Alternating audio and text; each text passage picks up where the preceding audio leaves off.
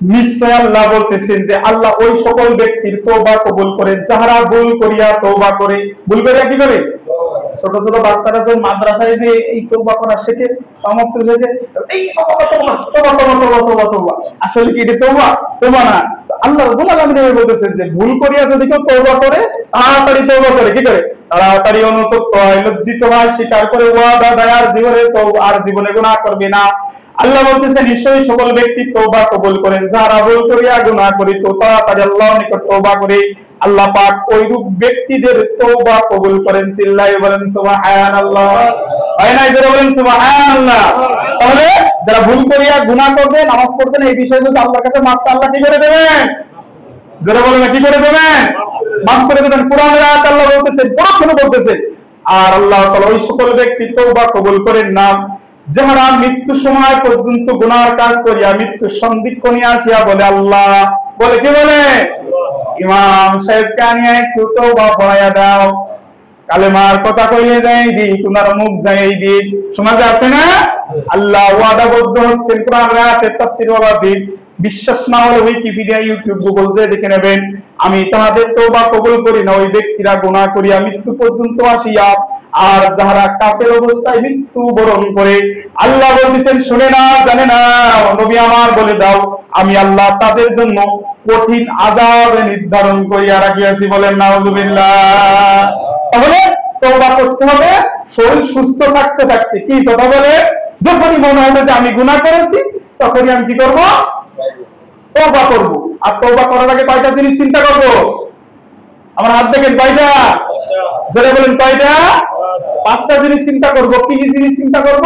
এবার আমাদের যেহেতু এইটাকে যদি লাভাই, আমরা যদি এই পাঁচটা যে কোনো একটা মনে রাখি, তাহলে আমাদের দ্বারা গুনার কাজ হওয়া সম্ভব না, কখনো গুনার কাজ হবে না। গুনাহ তওবা কবুল হওয়ার যে 500, সেই 500 ইনশাআল্লাহ আপনাদেরকে বলে আমার এখনকার বক্তব্য ইনশাআল্লাহ শেষ করব।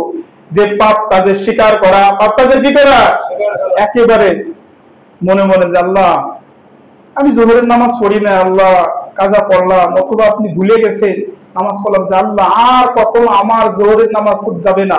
আল্লাহ আমি অনেক একটা কাজ করেছি, এটা গুনার কাজ, আল্লাহ আমি তওবা করতেছি, এই কাজটা আমি আর কখনো করব না ইনশাআল্লাহ। এই জন্য পাপ কাজের স্বীকার করা, অনুতপ্ত হওয়া, পাপ কাজ থামিয়ে দেওয়া, পাপ কাজ কি থামিয়ে দেওয়া, আর করব না। পাপ কাজকে ঘৃণা করা, আমরা পারবো না ইনশাআল্লাহ। কি পাপ কাজকে ঘৃণা করব না? অবশ্যই ঘৃণা করব। পাপ কাজ সমাজে হলে ঘৃণা করব, যদি মুখে শক্তি তাকে ঠেকাই দেওয়ার চেষ্টা করব, যদি বাহুতি বল তাকে ঠেকাই দেওয়ার চেষ্টা করব, এবং আল্লাহর কাছে ওয়াদা দেয়া, কি দেওয়া? এই জবানে এই সিদ্ধান্ত কার কাছে ওয়াদা দেওয়া? আল্লাহর কাছে। যদি আমরা ওয়াদা দিতে পারি আল্লাহ আমি আর গুনাহ কাজ করব না, জীবনের কত শক্তি দিয়েছিলেন আজকে সব বিগত হয়ে গেছে, আজকে একটা না 20 মিনিট থাকতে পারি না, এরকম আছে কি আছে না? কথা বলেন আছে কি আছে না? আমরা ছোটকালে শুনেছি যে মানুষ যশোর গেছে হাইটে, কোর্ট কাছারি করে আবার বাড়ি চলে আসছে, কি এটা তো আমরা এখন শুনেছি। কিন্তু এখন আমি আমার দেখা কথা, আমার এই লক্ষ্মীপুরের অধিকাংশ মুরব্বী বা যুবক এখান থেকে বাজার হতে 10 টাকা দেয়, কোনো সমস্যা নেই, টাকা দিয়ে তো সমস্যা না, কিন্তু শরীরের সেই সক্ষমতা কি আছে? কে নিয়ে নিল?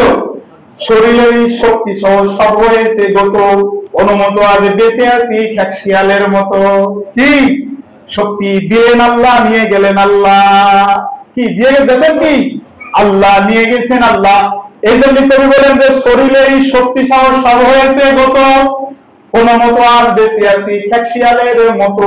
আল্লাহর সামনে যখন উপস্থিত হবেন হাজিরা খাতা নিয়ে, আল্লাহ জীবনের তো কোনো আমল নেই, আজকেই সিদ্ধান্ত নেন, এখনই সিদ্ধান্ত নেন আল্লাহ তওবা করলাম আর জীবনে গুনার কাজ করব না। বলেন ইনশাআল্লাহ। বলেন লা হাওলা ওয়ালা কুওয়াতা ইল্লা বিল্লাহ। যারা বলেন আল্লাহ লা হাওলা ওয়ালা কুওয়াতা ইল্লা বিল্লাহ। শেখ যে আহমদ শরীফের যে হাদিসের কথা বলেছিলাম,